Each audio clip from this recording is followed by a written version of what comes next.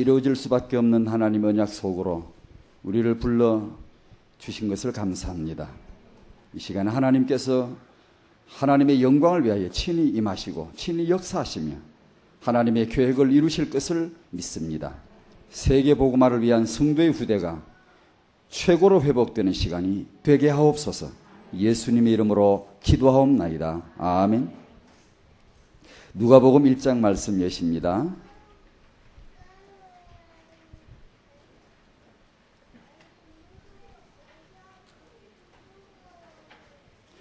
1장 5절에서 25절까지 그 시대에 너무나 중요한 시간표에 세례 요한이 태어나게 되는, 세례 요한을 위해서 하나님이 그 사가랴와 엘리사벳에게 행하신 그 역사를 한번 보는 겁니다. 1장 5절부터 25절까지입니다. 교독해 볼까요? 제가 먼저 받들어 읽겠습니다. 유대 왕 헤롯 때에 아비야 반열에 제사장 하나가 있으니 이름은 사가랴요. 그 아내는 아론의 자손이니 이름은 엘리사벳이라.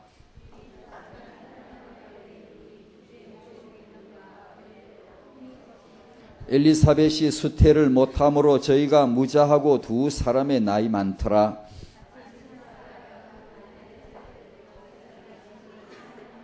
제사장의 전례를 따라 제비를 뽑아 주의 성소에 들어가 분향하고 주의 사자가 저에게 나타나 향단 우편에 선지라. 천사가 일러가로되 사가랴여 무서워 말라. 너의 간구함이 들린지라. 내 아내 엘리사벳이 내게 아들을 낳아 주리니 그 이름을 요한이라 하라. 이는 저가 주 앞에 큰 자가 되며 포도주나 소주를 마시지 아니하며 모태로부터 성령의 충만함을 입어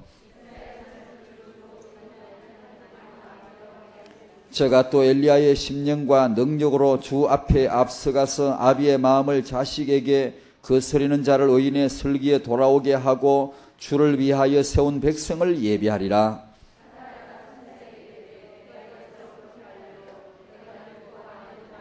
천사가 대답하여 가로되 나는 하나님 앞에 섰는 가브리엘이라. 이 좋은 소식을 전하여 내게 말하라고 보내심을 입었노라.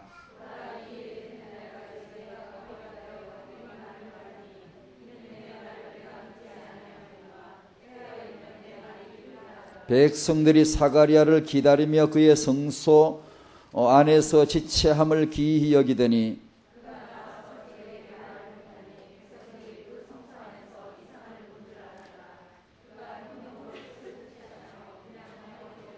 그 증거의 날이 다 되매 집으로 돌아가니라.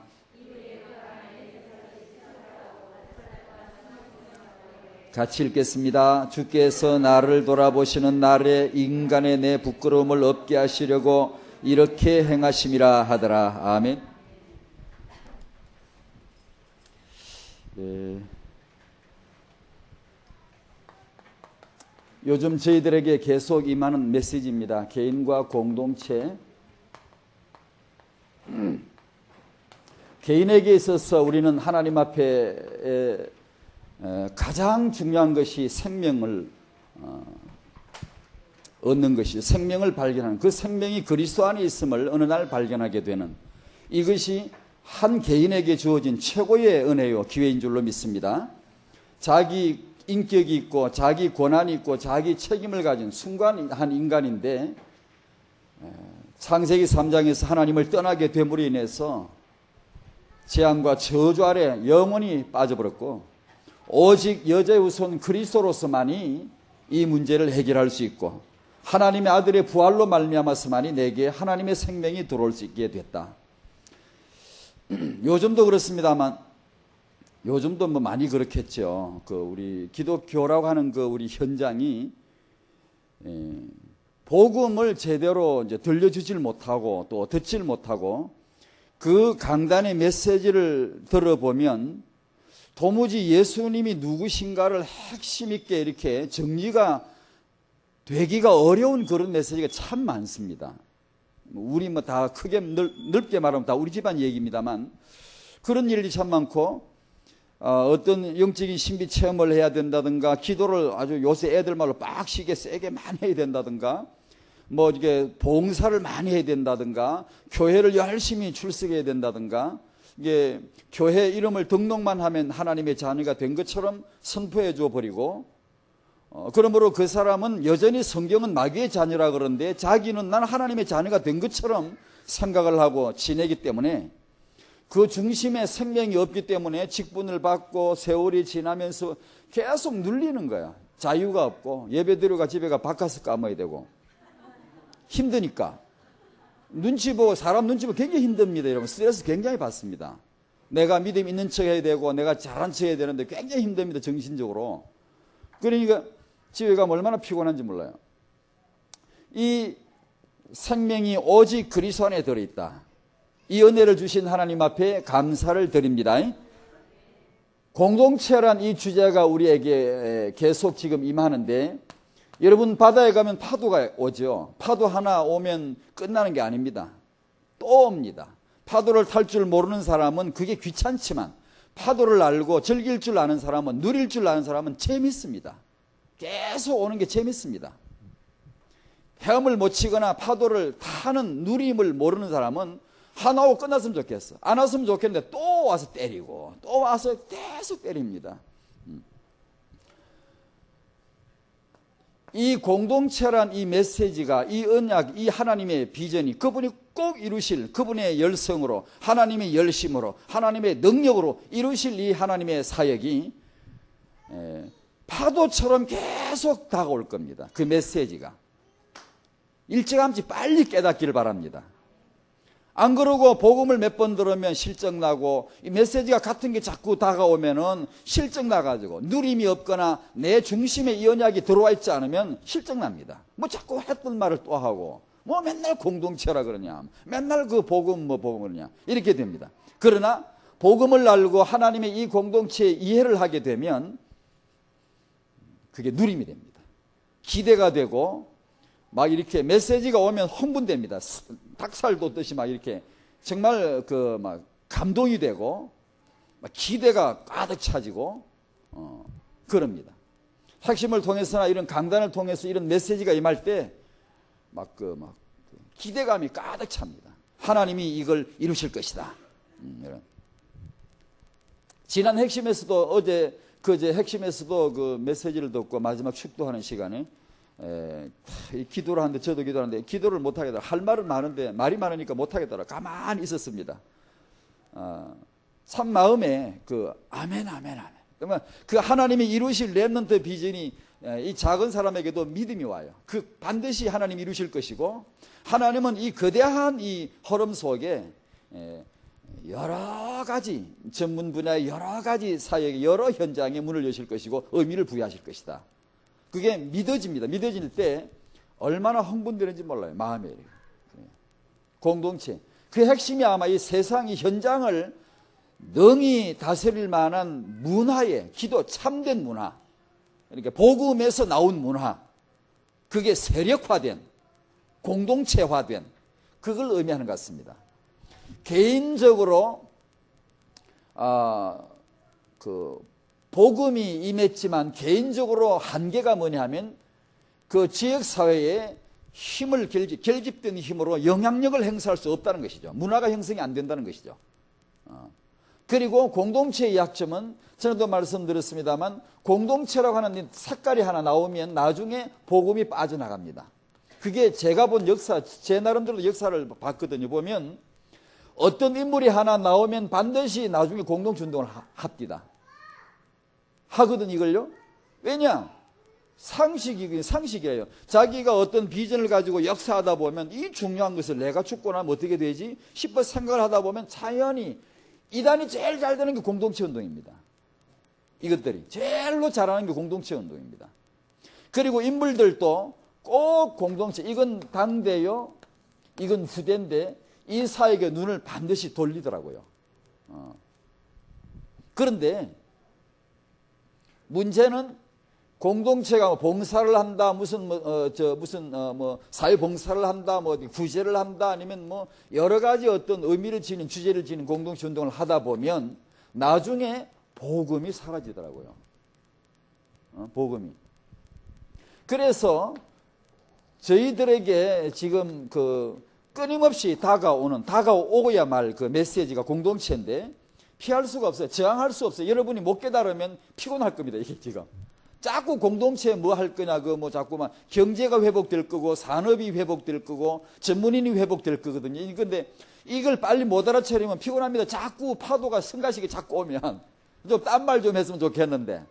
계속 저항할 수 없이 다가올 겁니다. 이 메시지가 계속 나올 겁니다. 근데 이것이 우리 시대에 해야 될 이 중요한 시간표가 뭔가 하니, 이 차별화된 게 개인은 문화가 한계가 있고, 공동체 한계는 복음을 잃어버리는 건데, 근데 이 시대에 우리의 공동체 운동의 진정한 의미가 뭐냐 하면, 복음이라기보다는 복음을 지속적으로 말할 수 있는 공동체 현장. 그게 시대적이다. 이게. 그게 세계사에 처음으로 기록될 거다. 이 얘기예요, 지금. 이 운동이. 개인도 있었고, 공동체도 있었지만, 우리가 받는 이 메시지가 의미가 뭔가 하니, 그 공동체 현장에 제1번으로 나오는 메시지가 복음이고, 그것이 항상 복음이고, 그리고 전문인 공동체, 그리고 자기 계층별 공동체, 자기 현장의 공동체가 거기서 나온다는, 이것이 시대적이요 세계사의 첫 출발로 기록이 될 것이다. 그런 거대한 그런 그림입니다, 이게. 여기서 타영아 렘넌트 공동체 운동을 한 분야도 이 안에 하나에 속하는 것으로 이제 운동을 해야 되겠죠. 타영아를 우리가 바라보는 것은 1천만 제자를 위한 기초 운동이요. 출발이 뿌리니까. 그 다음에 성도의 후대를 회복할 내적 사각지대를 해소시키고, 우리 안에 진정한 황금어장의 이 찬란한 영광을 회복해야 된다. 이 빼내, 찾아내야 됩니다. 성도의 후대를 회복해보자. 이것은 더 크고 강한 나라를 이루실 하나님의 계획이 교회 안에, 세계 비전 교회 안에 후대 비전이 강하게 역사하기를 바랍니다. 교회 안에 더 크고 강한, 선대보다 더 크고 강한 다락방의 숙명적인 과제입니다. 이게 지금 앞으로 20년, 40년, 50년 이 어간에 숙명적으로 우리가 만나지 않으면 안 될 시간표가 다가오는데, 그게 뭔가 하니, 지금 이 운동을 하신 이분들의 바톤을 이어갈 수 있는 그 다음 세대 크고 강한 후대가 회복이 되느냐 안 되느냐, 이 중대한 시간표가 지금 다가오고 있습니다. 그걸 예사로 여기면 절대 안 됩니다. 여러분이 한나가 사무엘을 회복했다는 그것만으로 끝내면 절대 안 됩니다. 그건 렘넌트 운동의 진정한 면이 아닙니다. 왜 렘넌트 운동이 필요하냐? 이 성도의 후대가 내내 실패하다가 한나가 사무엘을 회복했어요. 그래서 그 난세를 평정하고 하나님의 계획을 이루었는데, 사무엘이 또 후대 실패하고 쫙 실패합니다. 한나가 사무엘을 회복한 이것만 주목하지 마시고, 사무엘이 자기 후대를 실패했다는 내용을, 그 문제의식을 강하게 느껴야 되고, 그 떨어져 버린, 쳐져 버린 이 렘넌트 후대 이 선을 잡아 당겨 올려놔야 돼요. 더 크고 강한 후대, 지속되는 후대, 지속되는 비전, 그게 되도록 하는 것이 우리 시대의 지금 과제입니다. 지금 단지 지금 내가 하나, 청년 여러분들이 내가 렘넌트다, 그건 대단한 비전이지만 미안합니다. 그것만 가지고서는 여러분이 시대 경영하는 하나님의 손에 잡히기 어렵습니다. 그것은 대단히 중요한 내 현대 내 시간표이지만, 청년 여러분들은 여러분의 그 다음 세대를 향하신 더 크고 강한 하나님의 후대 계획이 있다는 걸 꼭 아셔야 됩니다. 그러면 그 결혼은 언약 안으로 들어가 버린 겁니다. 계획 속에 들어가 있고 이루어질 언약 속에 우리가 들어가 있다. 그래, 그걸 보셔야 됩니다. 한번 따라해 볼까요? 내 후대가 더 크고 강한 후대로 회복될 것이다. 아멘. 이렇게 하자면 우리 성도님들 다락방은 임신부터가 렘넌트 언약이 들어가야 됩니다. 임신을 할 때, 물론 결혼수부터이고, 렘넌트 임신을 하자. 출산을 하고 육아하는 이 문화가 복음과 세계복음에서 나온 임신, 출산, 육아 문화가 되도록 공동운동을 해보자. 다락방 임신부 다 모여라. 그러면 임신부들이 다 모여가지고 공동체를 이루어 임신부 공동체. 그러면 그 문화가 임신부가 생활하고 태아 육아를 하고 출산한 이 문화가 세상 문화를 우리가 선도할 만큼 세력을 키워가자 앞으로. 그게 하나님이 주실 것이다. 시대적인 이런 렘넌트는 반드시 성도의 임신, 출산, 육아를 통하여 그 단계를 거쳐서 하나님이 주시는 거니까. 여기에도 복음의 참된 문화가 반드시 형성이 돼야 되겠다는 얘기죠. 그렇게 하자니까 청년들의 이 결혼은 가장 중요한 시간표에 출발이 들어가죠. 청년들의 결혼을 기성세대들은 지속해서 기도해주고 지도해주고 이끌어줘야 되겠죠. 부부의 임신, 부모님의 육아, 그 다음에 조부모님의 3대 언약 전수에 이르기까지 태아에서부터 조부모에 이르기까지 이 전체가 다 망라되어서 렘넌트 공동체라고 하는 그 조직 안으로 다 수용되어지고 이 조직화되어질 때 여러분 우리 중고등 아이들이 축복을 진짜 렘넌트로 복을 받으려면 그 할아버지 할머니가 이 언약을 잡고 손주를 계속 하나씩 축복해 줘야 되거든. 조부모 운동이 나와야 되거든요. 그러니까 그 아이가 자기 하나만 잘한다고 되는 게 아니잖아요. 임신서부터 태에서부터 출산, 육아, 중고등, 대학까지 이렇게 계속해서 이어지는 거니까. 그런 운동이 이 안에 다 들어갈 수 있도록 산부인과를 여기서 세우고 유치원을 세우고 도서관을 꼭 집어넣어서 유대인의 회당 시나고그 운동을 능가할 수 있는 그런 이 세계복음화의 그 새 시대의 어떤 그런 문화 운동. 그리고 지금 단계로서는 유대인의 회당 운동이나 그들의 공동체 운동을 우리하고는 너무 격차가 납니다. 우리가 아직 너무 뒤떨어져 있어요. 복음 말고 이쪽 문화 쪽으로 보면 너무 뒤떨어져 있거든요.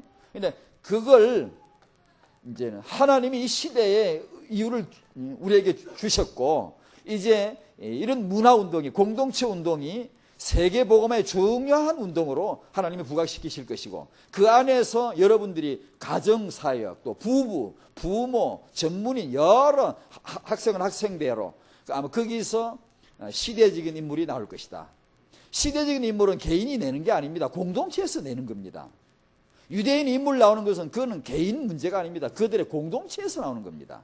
그러면 공동체가 뭐냐? 핵이 문화인데 그 독특한 문화가 있습니다. 인물을 만들어낼 수 있는 문화가 있단 말이에요. 그러니까 이것이 이제 우리 시간표에서 이게 렘넌트 공동체라고 하는 그런 주제로 다가왔고 하나님이 주실 응답으로 지금 부각되고 있습니다. 응답을 우리가 발견해야 되겠습니다. 아멘 안네 또 싫은가? 세례 요한의 어머니 엘리사벳 이 할머니 얘기입니다. 이 할머니보다 나이가 젊은 세댁들, 우리 젊은 부부들, 또 여러 가지 약점 한계 있다고 해서 이 할머니가 오늘 하나님이 이 할머니에게 행하신 일을 우리가 볼 때 우리 성도님 여러분, 우리도 받을 축복이 대단히 많은 줄로 믿습니다.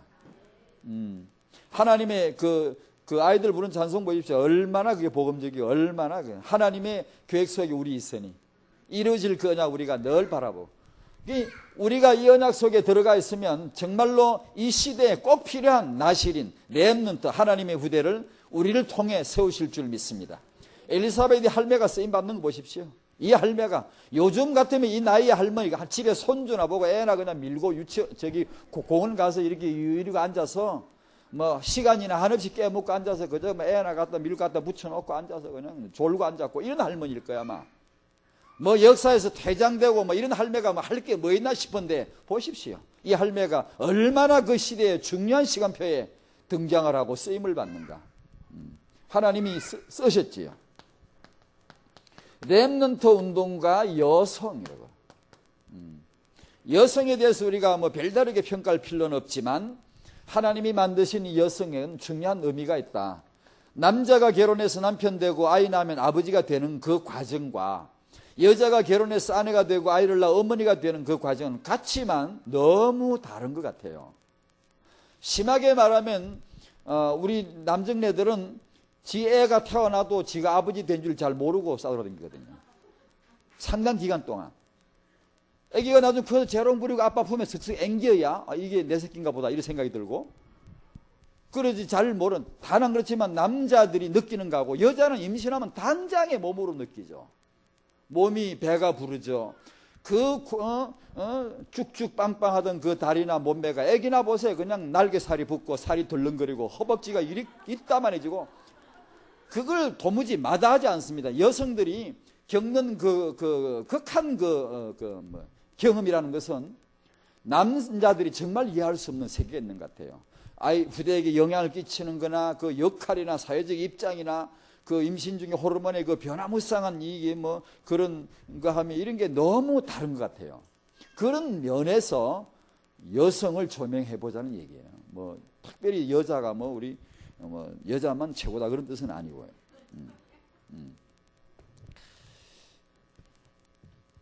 믿음의 어머니들, 성경에 우리가 나오는 어머니들 얘기를 쭉 해봤습니다. 이 지구상의 최초의 어머니가 하와입니다. 그런데 이 하와는 아마 그 어머니 중에서 그 비애를 가장 큰 비애를 느낀, 경험한, 고통을 체험한 그런 어머니이기도 할 것 같네요. 아마 하와는 카인의 어머니라고 불려지기를 원치 않겠죠. 카인과 아벨, 큰아들 큰 기대 속에 나눴더만 마귀한테 붙어가지고 마귀 똘마니 대가 돌아다니겠지. 정말 그 언약을 가지고 있는 아벨이 살해당하고, 아마 하와가 두 다리 뻗고 잡겠습니까? 항상 뭔가 한이 맺힌 여성이죠. 어머니죠. 그러다가 셋을 낳고, 하나님의 은혜죠. 셋을 낳고 아마 경건한 자손이 일어나고 경건한 가문이 이어지고 족보가 이어지고, 그때부터 하와는 아마 편하게 잤지 않았을까 싶어요. 마음이 좀 편치 않았을까. 하와는 셋의 어머니입니다. 가인의 어머니라기보단, 아벨의 어머니라기보단 셋의 어머니. 그 셋의 줄기, 가문이 이어졌고 노아가 나왔고 아브라함이 나온 겁니다. 그 다음 우리가 좀 쭉 건너뛰어서 언약 가문의 시작인 사라에게로 왔습니다. 열국의 어미란 거창한 이름을, 닉네임을 받은 열국의 어미. 이사 하나 낳았지만 이 사라가 맞아들인 며느리 리브가 언약 가문의 제3세대 야곱을 낳은 야곱의 어머니. 야곱은 12아들을 낳았지만 야곱의 아내 라헬은 요셉을 낳았는데, 요셉은 12아들을 12지파 민족으로 만드는 그 시간표에 예비된 자요 쓰임을 받은 장본인입니다. 아비와 같은 존재예요. 요셉은 실은 아비와 같은 거예요. 야곱은 자기 아버지는 12아들 기초를 낳았지만, 민족의 기초 12지파 12아들을 낳았지만, 그 12아들이 지파가 되고 민족이 되는 데는 요셉이라고 하는 이 후대가, 렘넌트가 그 시간표에 예비된 자이죠. 쓰임을 받은. 그 요셉을 낳아 기른 어머니가 라헬입니다. 물론 라헬은 하나님의 어떤 계획이 있었겠죠. 일찍 세상을 떠났습니다만 떠나기 전까지 다 키웠죠. 다 키워놨습니다. 그리고 남편에게 인계하고 야곱이 요셉을 거느리면서 그 언약을 이어가게 했죠. 그 다음 요게벳, 모세 어머니입니다. 목숨을 걸고 렘넌트를 살려라. 목숨을 걸고 렘넌트 육아를 하라. 정말 전투적인 여자입니다. 정말로 강한 여자입니다. 천하 없이 애굽의 제왕이 명령해도 끄떡 않고 도전하는 그런 어머니였습니다. 그 다음에 우리는 라합, 여리고 기생으로 천한 신분이었지만 언약 가문 안에 그것도 유다 지파의 유력한 지도자 살몬과 결혼해서 다윗의 정조부 보아스를 낳은 믿음의 어머니. 그 다음에 보아스는 이방 여인 룻과 결혼해서 다윗의 조부되는 오벳을 낳았죠. 이방 여인 룻이었습니다. 한나는 사무엘의 어머니. 그런 믿음의 어머니들이 성경에 쭉 나오고 있습니다. 다시 한번 여성 중심으로, 임신과 출산 중심으로 성경 신구약을 간단하게 한번 조감도를 그려보겠습니다. 간단하게. 하나님의 계획 성취를 위한 대표 임신이라고 그렇게 한번 해봅니다. 여성들이 많죠. 다 임신을 많이 하겠죠. 그러나 정말 하나님의 계획 속에 들어와 있는 이 임신을 본다는 얘기예요. 첫 번째 기초적인 그런 언약으로, 말씀으로 창세기 1장 28절에 하나님은 한 남자와 여자를 만드시고, 이게 최초의 공동체입니다. 유니티입니다. 남자와 여자가, 남자가 부모를 떠나 아내와 그 여자와 연합하라 그러죠. 연합이 그 유니티입니다. 공동체입니다. 이것이. 27절은 개인이고 28절은 연합된 겁니다. 그게.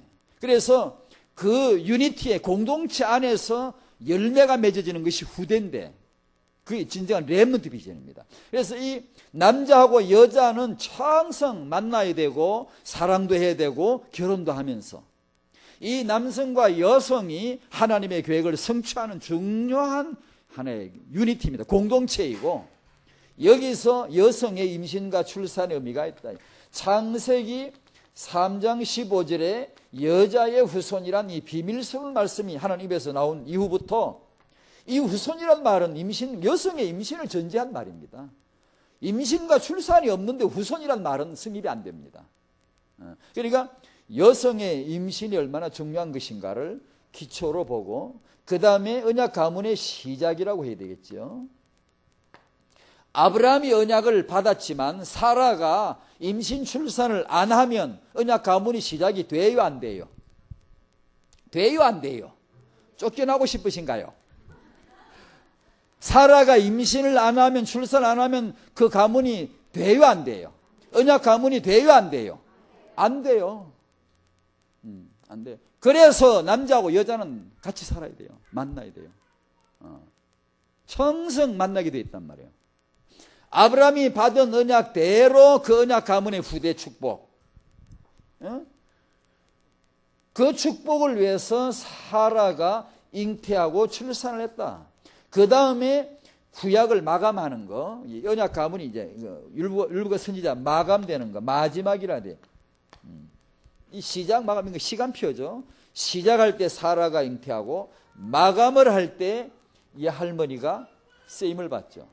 사가랴에게 이 말씀이 임하고 그 안에 엘리사벳이 임신을 함으로, 세례 요한을 출산함으로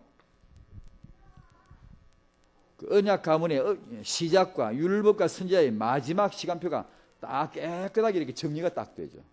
마감이 딱 됐죠. 그리고 복음의 시작, 하나님의 나라의 시작, 새 언약이라고. 마리아가 그리스도를 잉태하고 출산함으로 시작이 되죠.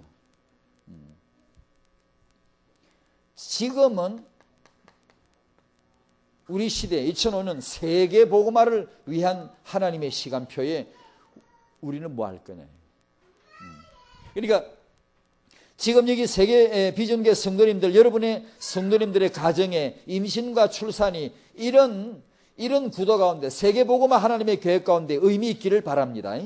반드시 여성의 임신과 출산에 따른다는 것을 제가 이제 설명해 보려고 이런 각도로 간단하게 정리를 한 겁니다.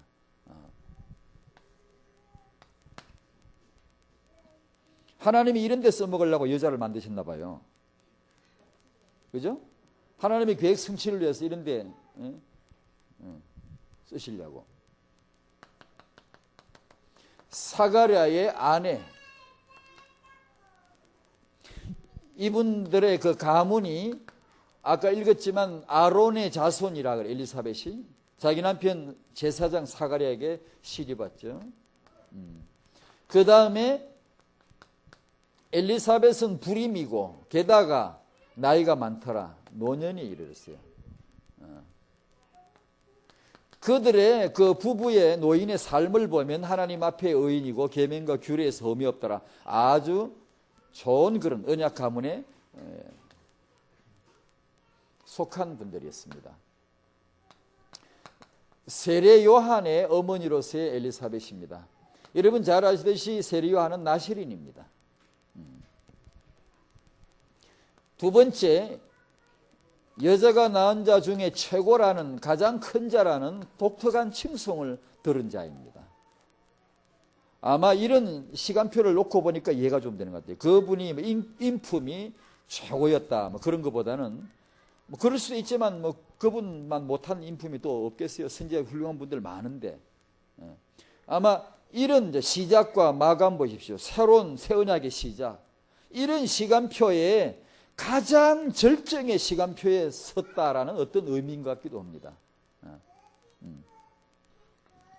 그 다음에 세 번째로 율법과 선지자의 마지막이라는 중요한 바톤을 쥔 사람입니다. 하나님의 보내심을 받은 자라, 이 말 뜻을 아시겠죠, 여러분이? 구약의 예언의 핵심은 하나님의 아들을 주신다는 거죠. 하나님의 아들이 오신다는 거죠. 그죠? 고기라도 끄떡하세요. 그죠? 안 그러면 좁니다.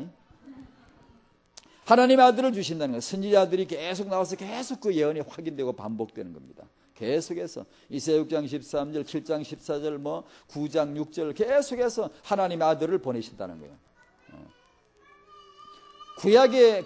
구약의 제일 마지막 책이 뭐죠? 마지막 선지자가 누구죠? 이러면 무대로 갑시다. 아브라함이 등장했다가 막 사라지고, 이삭이 등장했다 사라지고, 야곱이 등장했다 사라지고, 뭐 계속 선지자들이 나오고 쭉 나오다가 마지막 선지자 말라기가 등장했어요. 등장해가지고 한 말이 뭐냐 하면, 하나님의 아들이 오신다, 그 말을 한 게 아니고, 하나님 그 앞서, 주님 앞서서 한 사자를 보낼 것이다, 그 말씀을 합니다. 그 예언을 합니다. 3장의 1절에 보면 내가 내 사자를 보내리니 그럽니다. 그러니까 구약의 전체 중요한 예언이 하나님의 아들을 보내신다는 거죠. 근데 말라기가 와서는 말이 아들을 보낸다는 그 말이 아니고 그 아들 앞서서 한 사자를 보낼 거다, 그래놓고 구약이 딱 마감됩니다. 무대에서 말라기가 사라졌는데 그 다음 뭐 나와야 될 거 아니에요. 뭐가 놀라기가 나오든지 무슨 말라기 다음에 뭐가 나와야 되는데 나오질 않는 거예요. 무대가 텅 비고 조명이 스르르 꺼지면서 그저 졸릴만한 음악이 스르르 깔리면서 아무도 안 나와. 썰렁하게 무대만 덩그러니 남아있고, 내가 내 사자를 보내리니 해놓고 100년. 보낸다 해서 빨리 보내야 될 거 아닙니까? 하나님이 보낸다 해놓고 100년, 보낸다 해놓고 200년. 지금 눈이 빠지게 되는데 무대에 누가 나와야 되는데 무대에 아무도 없고, 지금 아무리 기다려도 나오질 않는 게, 아무도 나오질 않아요. 선지자가 없고 예언이 없고 언약이 없고 메시지가 없고 아무도 나오질 않아요. 그걸 신구약 중간 암흑 기간이라 그래요. 근데 내가 내 사자를 보내리니 빨리 안 보내고 300년 계속 가는 거예요. 이렇게 수백 년이 지나고 다 잊어먹어. 이제 무슨 뭐 하나님이 누구냐, 무슨 뭐 내가 내 사자가 누구냐, 내가 누구냐, 깜깜하게 무대는 뭐 어둠짐짐하고 뭐 고요하고 정적만 흐르고, 어느 날 저 뒤에 휘장이 커튼이 툭 떨어지면서 한 사나이가 딱 등장을 합니다. 회개하라 이것더라. 그 요한의 메시지는 거칩니다. 아주 거칠은 메시지입니다. 헤롯 보고 여우라고 바로 대놓고 욕을 하고, 요단강에서 막 세를 주면서 회개하라 그러니까 사람들이 와서 막 여러분이 100년, 200년, 300년 이런 고요한 정적이 흐르다가 어느 날 여호와의 말씀이라고 외치는 한 사나이가 등장했을 때, 언약 백성이 언약 먹고 사는데, 말씀 먹고 사는 백성이 아유 진짜 왔구나, 이제 진짜 왔구나 해가 사람들이 막 몰려드는 거죠. 당신이 그냐? 약속된 그냐? 그 선지자냐? 자꾸 묻죠. 아니야, 나는 그 선지자가 아니야. 그분이 아니고 나는 광야에 외치는 자의 소리로라. 이사야 40장 이사야가 말했죠. 나는 광야에 외치는 자의 소리다. 나는 그분이 아니고 그분 앞서서 보냄을 받은 사자다. 우리 이제 세례 요한이 역사에 등장한 거예요. 조금 있더니만 무대에 하나님의 아들이 딱 등장하시는 거예요. 그러니까 몇백 년 동안 조용하다가 정말로 무슨 역사가 없어. 그러다 어느 날 갑자기 그 무대 위에 구약과 신약이 동시에 딱 떠오르는 거예요. 구약 마감, 신약 시작 막 두 분이 6개월 차이로 잉태대가 나와가지고는 둘이 지금 걸어가는 거 보십시오. 구약 퇴장시키면서 복음, 신약이 딱 등장해가지고 그냥 역사하는 게 계속 죽으시고 부활하시고 승천하시고 성령 오셔가지고 지금 막 불신자는 조용히 잠자고 있지만 우리는 뻑적지근한 막 역사가, 예배가, 기도가 지금 그 하나님의 아들의 나라가 지금 막 여기 막 역사하는 거야. 계속 역사하는 거야.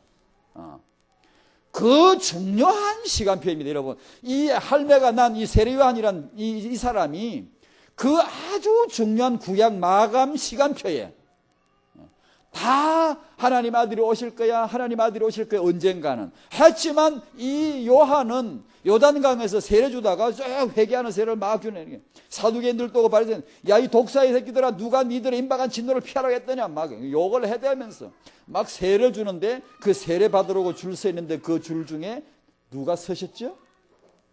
누가 서셨죠? 자기 6개월 뒤에 태어난 예수. 그 예수가 온단 말이야, 지금. 세례 받으러 온단 말이야.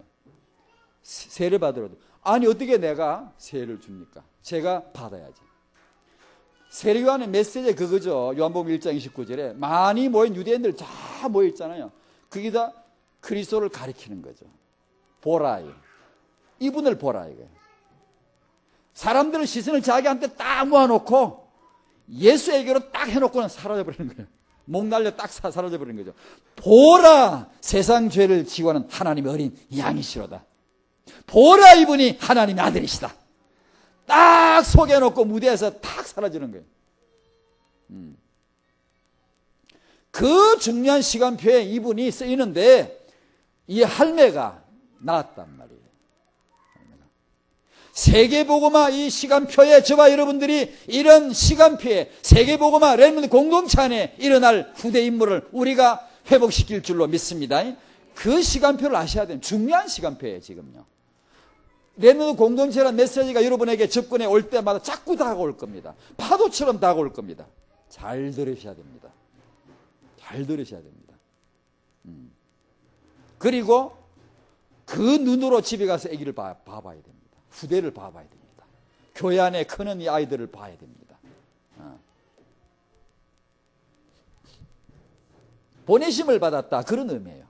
그런 중요한 의미를 우리 후대들, 렘넌트 공동체가 바로 우리 후대들이 그런 사명을 띠고 세계복음화를 위해서 중요한 이유를 가지고 앞으로 인물들이 나올 것입니다. 예수님을 증거하는 사명이었죠.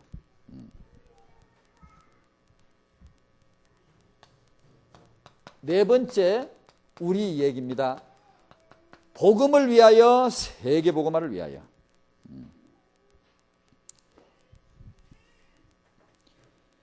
이런 임신을 하고 출산을 하고 육아할 때 지식도 중요하고 정보도 중요하고 과학시대이기 때문에 태아가 어떻더라 뭐 이렇게 새로운 정보, 새로운 지식이 계속 나오겠죠. 과학시대니까.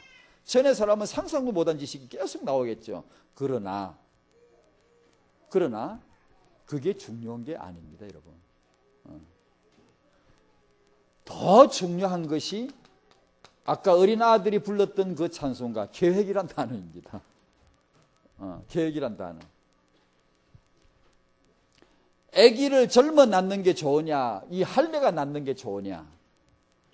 과학적인 상식이죠. 젊어서 낳는 게 좋습니다. 35살 넘어가면 문제 많답니다. 모든 의학자들이 다 이구동성으로 말합니다. 그러면서 지들도 아기 늦게 낳아요. 여자 의사들요, 산부인과 의사들도요, 자기들도 이런 비전 정말 몰라요. 후대에 대한 비전 몰라요. 얼마 전에 뉴스 났더만 영국의 의사들이 여자가 애를 늦게 낳는 것은 자연 법칙에 대한 도전 행위이다. 그러더라고요. 도전하지 마라. 여자가 자기 모든 걸 이루고 싶어. 직장 생활도 돈도 벌고 싶고 여러 가지를 이루고 싶지만 생태계의 시계를 거꾸로 돌릴 수는 없다. 그런 말이에요. 아기를 가능하면 일찍 낳는 게 좋다는 건 상식이죠. 그러나 할배도 나아요. 뭐냐? 계획이 더 중요하다는 걸 말하는 거예요. 계획이 중요합니다, 여러분. 하나님의 그분의 계획 속으로 들어가자 말입니다. 아니면 젊어 남는 게 좋죠. 그러나 나이가 들어나도 됩니다. 하나님의 계획 속으로 들어가자. 좋은 육아 지식, 상식 이런 거 당연히 공부해야죠. 그러나 더 중요한 것은 하나님의 계획 속으로 들어가는 것이다. 전 정확한 제 마음의 체험이거든요. 이런 책을 많이 읽어요. 임신, 출산, 육아에 대해서. 처음에 제가 후대 언약이랑 후대 비전을 딱 마음에 잡고 기도를 하고 태영아를 제가 압니까? 아무것도 모르죠. 지금도 모르듯이 아무것도 모르지만 어디 알 데가 없더라고. 성경을 아무리 읽어봐도 그런 게 잘 안 나오고 잉태했더라 나왔더라 한 구절 안에 다 들어가 버렸어요. 잉태하고 한 109절 지나가고 나왔더라 그러면 그 109절 사이를 한번 해집고 댕기겠는데 잉태했더라 나왔더라 그러고 끝나는 거예요. 그러면 잉태해가 뭘 했는지 알 수가 없어요. 그러니까 그래 어떻게 해야 되지 하고 보다 책을 이렇게 한번 뒤지고 보니까 이게 이제 좀 보이기 시작하더라고. 그러니까 제게는 새로운 지식이죠. 새로운 정보죠. 그래서 이런 하위 학문을 하나님이 쫙 깔아놨구나. 복음을 위하여, 세계 복음을 위하여 이렇게 쓰라고 이미 다 해놨구만 싶어서 보는 재미가 있더라. 그래서 책을 보니까 막 감동이 있긴 있는데 제가 느낀 그 그래프를 그린다면 그렇습니다. 자꾸만 깔아앉아. 지금 자꾸만 할 말이 별로 없어요. 별로 이런 지식은 별로 할 말이 아니다 싶은, 별로 그렇게 평가를 해주고 싶지가 않아요. 아무리 위대한 과학자라도 그러면 그렇지, 맞지 그 정도지. 그게 대해서 별로 그렇게 들뜨고 싶지가 않단 말이에요. 가면 갈수록 100권 있고 200권 있고 읽을수록 더 떨어져요. 그러니까 우리가 그럼에도 불구하고 책은 지금도 읽거든요. 계속 읽을 거거든요. 어떤 사람은 재미없다고 던져버리고 안 읽어요. 오직 복음만 제일락하면서. 책을 던져버리는 오직 복음은 아닙니다, 여러분. 책을 그렇지 하면서도 책은 학문 자기 전공은 의미를 계속 복음 안에서 살려내는 이것이 복음을 바로 아는 거지. 오직 예수가 다 던져버리고 그럼 사내가 산신을 도나 닦지. 그건 오직 예수가 아닙니다. 조심해야 됩니다. 그걸. 계속 책을 읽으면서도 이 학문과 지식을 탈색을 팍 시켜버려야 돼요. 복음으로 탈색을 시켜버려야 돼요. 이 냄새가 안 나도록 탈출시켜버려야 돼요. 이 학문이 가진 그 자기 나름대로의 그 색깔이 있어요. 냄새가 있어요. 그것을 탈출시켜버리고 그 탈색을 시켜서 예수 앞에 복종을 시켜야지. 안 그러면 자꾸 많이 읽고 그 얘기를 자꾸 하다 보면요. 결국은 이게 문화가 그렇게 나가다 보면 복음이 사라져요. 복음이 도전을 받아요. 복음이 흥미가 사라진다니까? 야, 이게 대단한 것 같고. 그러다가 이제 죽는 거예요. 착각하는 거예요.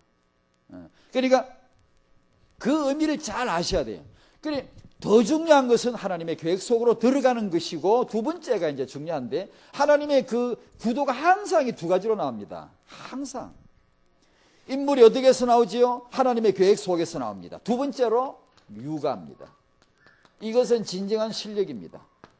영적인 은혜라면서 하나님의 계획이 중요하다면서 해서 내가 육아를 만약에 소홀히 한다면 안 됩니다. 그것 또한 착각입니다. 이 균형이 굉장히 중요합니다. 육아 실력을 갖춰야 됩니다. 내게 주어진 형편껏. 그러나 여러분 자기 형편껏 갖추는 것이 여러분 너무 자기 형편에 안 맞는데 뭘 그렇게 분수에 지나치게 육아를 걱정한다든가 제가 책 읽으라고 했다고 해서 책을 무조건 읽으라 그러면 안 돼요. 자기 형편껏. 자기 한계도 있고요. 자기 한계 이런 거 두려우지 마세요. 편하게 인정하세요. 복음이 그 정도 해결 못 해줬다가 편안하게 해야 됩니다. 자기 한계 인정하면 됩니다. 어떤 사람은 책을 많이 읽은 사람도 있고 적게 읽어서 한 개 읽고도요 100권 읽은 사람 나은 사람 천지입니다. 많이 읽었다고 대학은 나왔다고 박사 됐다고 다 되는 거 아니에요. 그 전에 말한 벤 카슨 그 엄마 같은 사람 보세요. 무식쟁이 엄마예요. 글도 몰라요. 근데 그 아이 키우는 거 보세요. 그 뭐 있다니까요. 그러니까 전에 한 부부 얘기가 있었는데, 남편이 은행 다니고 아내는 이제 문학가야. 수준이 있어요. 엘리트예요. 둘이 사랑해요. 여보 사랑해요. 여러분, 부부가 서로 사랑하고 지성인이고 뭔가 괜찮으면 수준이 있잖아요. 그러면 그 집에 애기 나오면 잘 키울 것 같죠. 얼레리 꼴레리. 애를 낳았더니만 이 엄마가 애기를 사각 침대에다 뚝하니 모셔놓고 자기는 가 책상 앉아서 열심히 책을 보고 희주희주 혼자 웃고 앉아서 좋아가지고 문학 애호가예요. 뭐 글을 읽고 뭐 글도 쓰고 뭐 어쩌고. 나중에 애가 이제 기어댕기다 일어서 서너 살 되니까 TV 앞에 다 켜놓고 앉아서 이 잘 놀아, 이 잘 보고 있어라 이거 놓고 자기는 가서 또 열심히 책 읽고 글 쓰고 뭐 이런. 나중에 유치원 갈 나이가 돼 보니까 애가 자폐증이라. 그때까지도 자폐증인 줄도 몰랐어요. 엄마가. 부부가 사랑하는 거하고 부부가 수준이 있는 거하고 육아하고는 다릅니다. 우리가 오직 예수 믿음이 강하다고 해서 육아하고 다릅니다. 그걸 아셔야 됩니다. 그걸 아셔야 돼요. 그래서 이 육아 실력을 자기 형편에 맞게 갖추어 갈 줄 알아야 됩니다. 이것을 예사로 보시면 큰일 납니다. 시대적 인물이 어디서 나오냐? 계획 속에서 나오고 반드시 하와를 통하여, 사라를 통하여, 리브가를 통하여 이런 여자를 하나님이 쓰지 않고는 하나님의 계획을 이루시지 않습니다. 하나님이. 그렇다면 지금 이 자리에 살아갈 눈이 여러분 여자들을 찾고 있지 않겠어요? 성도의 집안, 부모를, 여자를, 어머니를 찾고 있지 않겠냐고요. 세계복음화 계획을 이루기 위해서, 공동 렘넌트를 위해서. 그렇지 않아요? 그러면 이 육아를 왜 해야 되냐? 왜 아기를 배고 낳고 키워야 되냐? 왜? 이것은 계획에서 나오죠. 왜는. 두 번째, 어떻게 키워야 되느냐? 마노아의 그 아내가 후대 메시지를 딱 받았잖아요. 여보 들어봐요. 왜? 하나님의 사자가 내게 왔는데 아이를 주신답니다. 아들을 주신답니다. 나실인입니다. 그 이제 왜가 다 나온 거예요. 그 속에 이게 다 나온 거예요. 계획. 하나님의 이유가 다 나온 거예요. 그 시대 현장에 필요한 나실이 지금 계획이 나온 거다. 마노아가 듣고 여자가 애 못 낳는 거 니도 알고 내도 알고 동네가 다 아는데 갑자기 애 낳는다고 이 말이 믿어집니까? 근데 여러분 메시지를 받으면 하나님하고 나하고 둘은 압니다. 이게 된다 안 돼. 여러분 언약이라는 말이 카버넌트란 말이 너무나 중요한 게 내게 이 언약이 되면 나는 압니다. 하나님 말 나 알고 다른 사람 몰라요. 마리아는 알아요. 아무도 몰라요. 이 아이가 하나님 아들인지 아무도 몰라요. 마리아는 알아요. 근데 이 여자가 와서 그 메시지를 받고 딱 얘기하니까 남편이 의심하거나 뭐 이렇게 따져보거나 그러질 않고 아내 말을 믿고는 1번을 믿었어요. 이게 왜를 믿고 그 다음에 내뜸 기도하기를 무릎을 착 꿇더니만 남편이 참 이런 남편도 없지. 저는 절대 안 그랬을 겁니다. 아마. 당신 정말 맞아? 당신 정말 맞아요? 정말 맞아요? 정신 똑바로 차리고 들었어요? 뭐 따져보고 뭐 되게 잘 안 들었을 거예요. 근데 이게 남편이 탁 기도를 합니다. 왜는 이미 온 거야. 왕고 믿었고 어떻게 키울까요? 이걸 기도하더라고. 이 엘리사벳 남편 영감쟁이 사가랴는 애 준다니까 이 영감이 뭐라고 해요? 믿고 어떻게 키울까요? 기도했으면 좋을 건데 어떻게 어떻게 내가 애를 낳아요? 이랬네. 그러니까 그딴 소리 하려면 내가 입을 털어막아버린다. 벙어리를 만들어. 그딴 소리 자꾸 원래 입을 막 털어막아버려. 응? 마누아는 그걸 믿음으로 받아들이고 육아를 기도했고 사가랴도 왔으면 그걸 받고 어떻게 그럼 잘 키울까? 이렇게 기도했으면 좋을 걸. 어떻게 우리가 애를 낳아요? 이래 놓으니까 그냥 입을 털어막아버립니다. 우리가 육아를 위해서 기도할 때 어떻게 키울까요? 할 때 첫 번째 하나님 앞에 물어보십시다. 자꾸만 어머니 여러분, 엄마 여러분 집에 가서 아기를 놓고 자꾸 하나님 앞에 물어봅시다. 자꾸 물어봐요. 기도 정시로 무시로 하나님 앞에 물어보십시오. 자꾸만 어떻게 키울까요? 어떻게 할까요? 자꾸 물어봐야 됩니다. 아멘. 저는 저 안방 들어가는 문에다 이걸 붙여놨습니다. 추측으로 사는 건 그게 죄다. 그게 잘못이다. 하나님께 물어라. 그렇게 써놨습니다. 드나들이 맨날 보라고. 잠언 28장에 자기의 마음을 믿는 자는 미련한 자다. 그러니까 물어봐라. 자꾸 물어봐라. 자꾸 하나님 앞에 물어봐라. 그리고 나서 정리를 해라. 그냥 이렇게 애기 키울 때 우리가 그냥 말하지 말고 그냥 무조건 내 생각대로 하지 말고 자꾸 물어보십시오. 자꾸만. 하나님은 관심 있어요. 육아에. 렘넌트 육아에 관심이 있으시다니까요. 그러니까 응답을 주신다고요. 그 다음에 해야 될 게 뭐냐? 아니 같은 여자인데 같은 엄마인데 참 애 잘 키웠구만. 그런 여자들이 더러더러 있어요. 같은 여자인데 같은 엄마로서 참 좀 다르다. 자존심이 좀 긁혀야 됩니다. 약간. 자존심을 약간 긁히면서 사람이 이렇게 이게 기가 죽거나 이렇게 떨어지는 그런 자존심 상하는 거 말고 선한 면에서는 자극이 필요합니다. 자극이. 그래서 야, 뭐 남들 못하랴? 남들 어마어마한 언약과 계획이 지금 우리 학교에 쏟아지는데 야, 남들 못하랴? 후대 비전. 한번 생각해 보면서 그 엄마들은 어떻게 했는가를 한번 살펴보십시오. 공부를 하십시오. 또 독서라는 방법을 통해서 공부를 해보십시오. 집에 엄마들이 집에 가정에 성경책이 늘 펴져 있고 그리고 읽을 책이 늘 가까이 있게 하십시오. 그러나 아까 말씀드린 대로 책을 좀 읽는 데 습관이 되신 분이 있고 책 읽는 체질이 안 되신 분도 있기 때문에 그건 적당하게 하십시오. 꼭 짐이 되거나 부담이 되라는 뜻은 아니고 할 수 있으면 여러분 앞으로요 렘넌트 공동체 안에서 여기서 인물 나오거든요. 틀림없이 인물 나오거든요. 그러려면 렘넌트 어머니 운동, 렘넌트 부모 운동이 강하게 일어나야 됩니다. 앞으로. 언약 안에서 우리 수준을 올려야 됩니다. 그래서 다 똑같이 올리라는 말은 아니고 자기 형편껏 하되 눈을 멀리 봐야 됩니다. 크게 봐야 됩니다. 여러분. 허풍을 떨란 말이 아니고 몽골 사람들은 뭐 시력이 보통이 2.8이라나? 맨날 멀리 보니까 왜 안경을 제대로 쓰냐? 맨날 이러고 원숭이 손톱 뜯듯이 물고 맨날 이러고 앉아있으니까 TV를 보고 앉았고 책을 읽고 앉았고 맨날 가까이 이렇게 보고 앉아있으니까 눈이 나빠지는 거예요. 몽골 사람들은 그냥 간단히 봐도 백리 전부 다 평원이고 뭐 이렇게 들판이니까 그냥 뭐 간단히 봐도 뭐 녹색에다가 뭐 아니면 뭐 벌판에다가 사람이 멀리 보면 눈이 시원해지잖아요. 가까이 보고 앉으면 눈이 피곤해지잖아요. 그래 우리가 언약 안에서 그렇게 키워야 됩니다. 키우고 유대인들을 잡으려면 이 회당 운동을 공동체 이단들이 제일 잘합니다. 그리고 민족적으로 유대인 공동체가 단연 어젯밤에 SBS 스페셜 봤어? 누가? 밤늦게 하는 거? 본 사람 손 들어봐요. TV를 아예 그만 다 처박아 넣어버렸죠.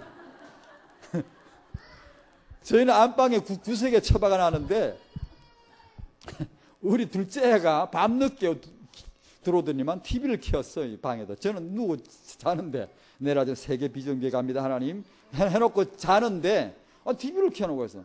TV를 켜놓고 가만히 귀 들리는 소리가 뭐 유대인 어쩌고저쩌고 해서 번쩍 들어가지고 나도 앉아서 둘이 이제 눈을 조금 더 보았으니 보니까 유대 공동체를 말하더라고. 저걸 녹화를 해야 되는데 저걸 내가 애 보고 내가 턱면을 해서 저 녹화를 네가 재방송하는 거 알아보고 방송 알아보고 녹화를 하든지 테이블 사든지 네가 빨리 준비해놔라. 우리 육아 공동체 멤버들이 이걸 보여줘야 돼. 몇 번 봐야 돼. 여러 번 봐야 돼. 별 특별한 내용은 아니지만 유대의 그 공동체가 뭘 하는가 뻔히 아는 얘기지만 그 중요한 맥이 몇 가지 나오거든요. 그 엄마들 보세요. 그 아빠들 보세요. 스필버거 요새 젊은 사람들은 스필버거 있죠. 영화 감독. 유대인 엄마가 키운 아들. 그 자식이 얼마나 말썽꾸리게. 그저 꼴통쟁이 싸움 잘하고 따지고 말 많고 버르장머리 없고 이러네. 뭐 쫙 가는 게 카메라 들어가면서 영화 찡닥하고 어릴 때부터. 근데 엄마가 죽을 맞춰주는 거예요. 그 아이를 우리 같으면 이 자식아 네가 이 자식아 잡아서 애를 그냥 아마 지금쯤 교도소 갖다 놨을 거예요. 그런데 그 말썽꾸러기 애기를 엄마가 죽을 맞춰주면서 적당하게 끌어가 주는 거예요. 그러면서 영화 찍으면 저 엄마가 배우로 역할을 해주기도 하고 이렇게 하면서 그 아이를 잘 이렇게 키워, 그 상상력을 죽이지 않는 거예요. 뭐 라디오에서 뭐 소리가 한두 달 들어도 뭔지 모르겠는데 나중에 귀에 들리기를 뭐 한강에 보물선이 있진 않을까, 뒷동산에 공룡이 있진 않을까, 아무도 하지 않은 생각 뭐 그러더라고. 아무도 웃지도 않네. 그게 몇 달 돼도 저는 귀에 안 들리는 그 무슨 말인지 모르겠어요. 요새 들리더라고. 그런 말 나오죠. 라디오 틀면. 아, 라디오를 진짜 아무도 안 듣는구나, 방송을. 그래, 그런 아주 남이 하지 않는 상상, 튀는 생각, 이게 이 스필버그에게 있는 거예요. 그 엄마 그렇게 키운 거예요. 절대 죽이지 않아요. 애가 뭐 땡땡 치고 학교를 안 가려고 그러면 근사하게 죽을 맞춰줘. 오히려 그걸 맞춰주면서 크게 탈선되지 않도록 적당한 울타리해가지고 애를 같이 가주는 거예요. 그 인생을. 학교 한 번 안 갔다 해서 그 아이 완전히 망한 건 아니다, 이거. 그래, 그 방면에 그런 인물이 그래도 나오잖아요. 그러니까, 마틴 루터 킹 있잖아요. 흑인, 최연소 노벨 평화상 받은 분. 그 사람은 왜 그렇게, 엄마가 어떻게 키웠던가? 뭐 있습니다. 어머니가 어릴 때 준 메시지 그대로 삽니다, 그 사람이. 어릴 적부터 준 메시지입니다, 그 인생이 바로. 그러니까, 인물이라고 하는 것은 하나님의 계획에서 나오는 것이고 반드시 육아를 통해 형성이 되는 겁니다. 하나님의 계획 속에 들었지만 육아는 부모가 해야 됩니다. 하나님이 만드시는 게 시대적인 인물이라면 전부 다 인물 돼야지 왜 안 됩니까? 하나님이 창조하시는 게 렘넌트라면 전부 다 렘넌트지 왜 안 됩니까? 하나님이 렘넌트 메시지를 그 아이에게 주지 않아요. 어머니에게 줘요. 아버지에게 줘요. 부모에게 주신다고요. 그래서 그런 거예요. 부모가 이걸 받아야 돼요. 부모가. 그래서 이것을 우리 주위의 엄마들이 어떻게 했는가를 한번 살펴보시면 돼요. 배울 거 많습니다. 가까이 우리 한국에도 뭐 정명훈 씨, 뭐 정경화, 정명화 그 새 음악인 세계적인 음악가 만들었잖아요. 목사도 의사도 있고요. 그 엄마 얘기. 참 독하게 했죠. 그런 거 뭐 많잖아요. 폴벅 같은 그런 엄마가 어떻게 그 아버지는 선교 활동한다고 거의 자식이 신경 못 썼습니다. 바빠서. 어머니가 뭐 선택과 결정 방향 다 정합니다, 아이들에게. 그 어머니가 어떻게 아이를 그렇게 키웠던가. 뭐 그런 거 얼마나 배울 게 많습니까? 그런 걸 통해서 자극을 받으셔야 됩니다. 여러분 하루 밥 3끼 안 먹어보세요. 축 처지죠. 맥 못 쳐요. 천하장사도 3끼 이상 굶어보세요. 맥 못 칩니다.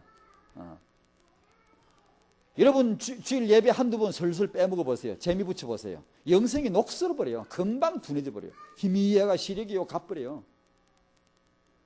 여러분이 가까이에서 이렇게 책을 가까이 하고 생각을 사고를 새 생각, 새 지혜, 새 힘이게 늘 와야지.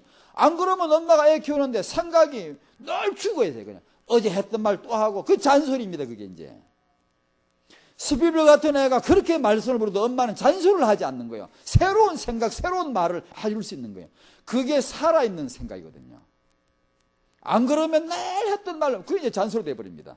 말은 오라도 들리질 않거든요. 훈계가 안 되거든요. 그러니까 가능하면 책을 읽는 게 좋습니다. 가능하면. 책을 정 나는 취미가 진짜 없다. 완전 나는 뭐 취미 없다 그러면은 뭘 듣는 거라도 제대로 잘 들어서라도 자기에게 자극을 자꾸 줘서 육아할 때 말 한마디를 해도 생각을 하고 말할 수 있도록 이렇게 하면 참 좋겠어요. 자극을 꼭 줘야 된다. 육아에 대한 자극을 줘야 된다. 하나님의 시간표는 지금 우리 얘기입니다. 렘넌트 운동이다. 이 말은 무슨 의미냐 하면 우리 시간표가 렘넌트 운동이라면 나이와 상관없다. 나이가 좀 많건 젊었건 그리고 가임 여성이건 불임 여성이건 상관없다.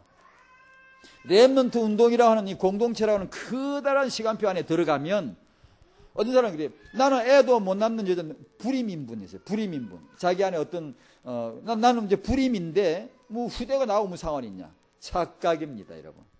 이 여자가 후대하고 무슨 상관이 있습니까? 이 할매가 후대하고 무슨 상관이 있습니까? 불임인데도 더하기 노인. 나는 아기를 못 낳는데, 뭐 나 아기는 다 키우는데 없는데 랩런트 후대하고 무상. 아니요, 착각하지 마세요. 그런 사람일수록 더 잘 들어보세요.